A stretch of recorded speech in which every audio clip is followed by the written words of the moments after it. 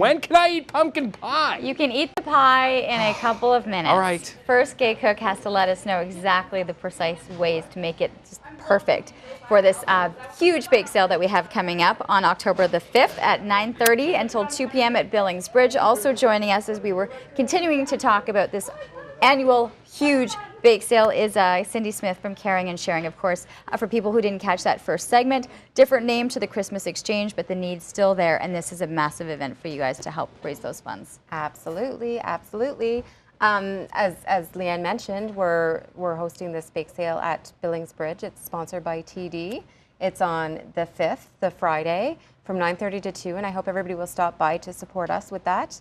As I said, the need will be greater than ever this year. 27,000 families in need, and you didn't, and you weren't able to get to everyone last year, which is really unfortunate. It's a tough situation when you say we've run out. It is, and it's really ironic because the need gets greater as the funds get lower, and that's just the reality of things, right? And it's an unfortunate circumstance. It's a tough circumstance to be in. There are ways to uplift things, and that is, of course, with goods, baked goods, so good. You can head out, you can buy, you can take part in the pumpkin pie contest. You have to register for that one. But there's some restaurants, there's a lot of people involved. You're going to be one of the guest judges. Yes. Thankfully, you're not going up against Gay. But you had some great tips for us in that first segment, and you really wanted to kind of get to the base of where it comes from. I love making pastry, and there's just a couple of tips I'd like to, from my experiences. I want to show you two. This one, I baked the filling and the pastry together, so that the key is that you've got to hit a hot oven for pastry to get it to cook. Because have you ever had a pumpkin pie with the bottom pastry not cooked, not quite cooked, just a little doughy? Okay. All right.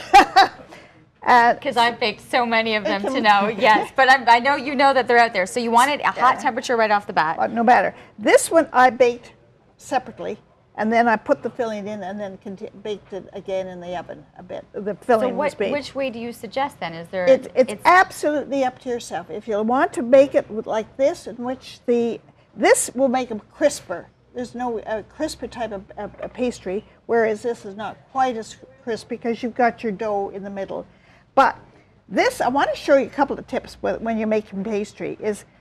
I always grate my butter and my flour. By the way, I've sent in the recipe to Erin. Okay. So it's on the... So we will have that recipe to share with our viewers. But always, the big holes, always use the big holes. See what happens when I'm talking? The big holes, grate it, pick up flour as you're doing it, grate.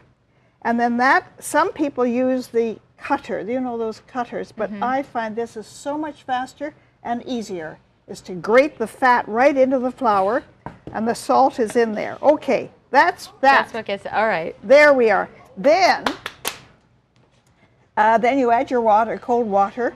There's two very important points when you're making pastry. One is to let the pastry rest in the fridge after you've made it, because the gluten has been working very hard, and you want it to go back to slow up, so refrigerate it and rest it for at least 30 minutes before or overnight.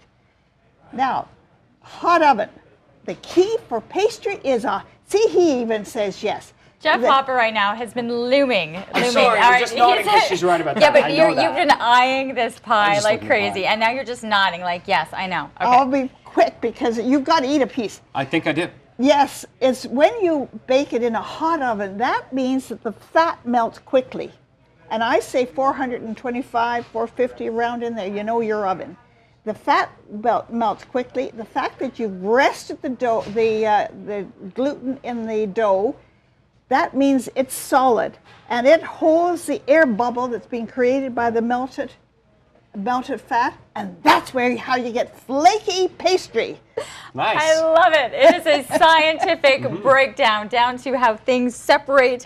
Gay Cooke has all of that information. She's going to be looking for it when she tastes your pumpkin pie. And again, it's happening for caringandsharing.ca. It's the old name it's the new name for the Christmas Exchange. There you go. You can cut into your cake.